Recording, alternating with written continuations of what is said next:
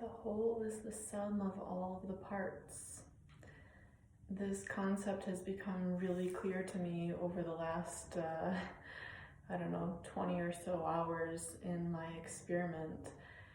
It's really interesting to notice and almost somewhat frustrating at moments how chaotic it can be to really fully tune into and listen to the body, because one part says one thing and another part says another thing. Like last night, I had eaten dinner at like 6, and I was aware that I had several other things that I had planned in my night, and I was maybe going to get hungry again, but I didn't want to overeat, because when I was going to go back and get seconds, my body really said like, no, that was actually enough for right now. And so I said, okay, like I sat with it for several minutes and I breathed and I said, do I actually want more? And I realized that I was actually really full at that moment. And I said, okay, if I get hungry later, I can eat later.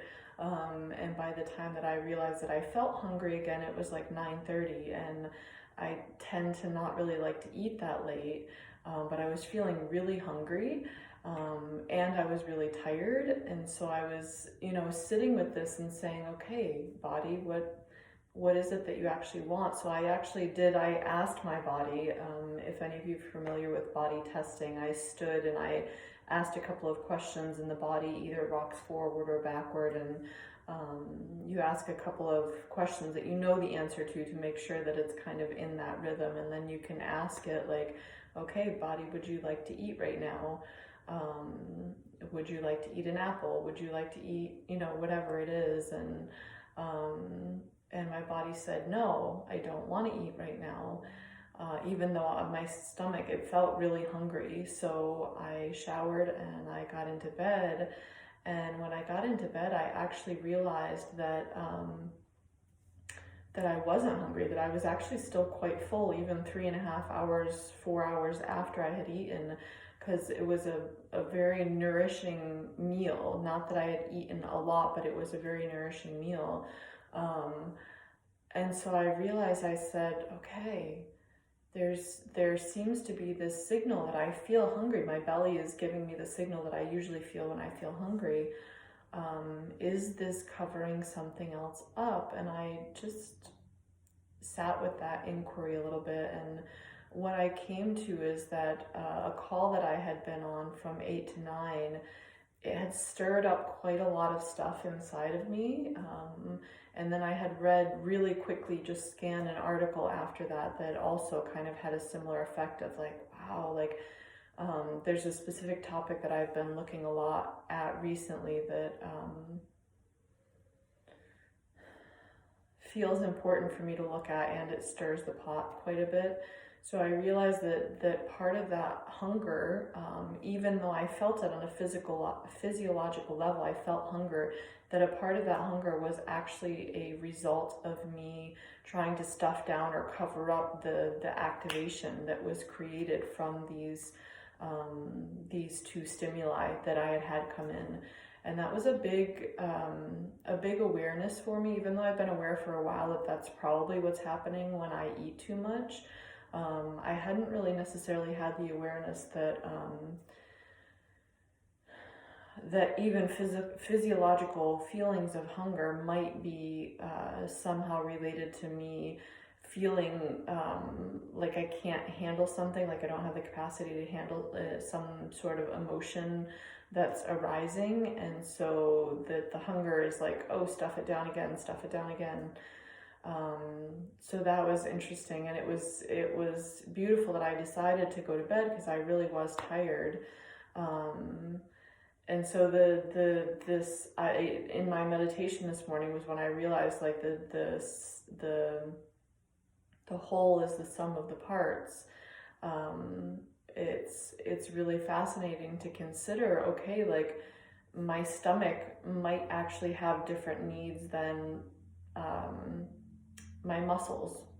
Or like if I'm exercising too much and I get really, really hungry, or this morning this happened again because I slept in late, which that's been another delightful thing that I've been giving myself the full permission slip during this experiment to not put on an alarm clock and to just wake up and get out of bed when my body wants to wake up and get out of bed.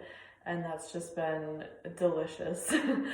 But because of that, I slept in quite late, and then I really wanted to do my morning practice, my ritual that I spoke about in the video yesterday, the drumming, and then do my meditation. And I realized that I was hungry, but I said, okay, I'm still gonna do my morning practice, I'm still gonna do my meditation, and I was doing the intermarriage he-she meditation. And essentially both my masculine and my feminine were like, the feminine was like, I'm really hungry, please feed the body. And the masculine was like, can you notice that she's really hungry? Can you please feed her before this gets out of hand?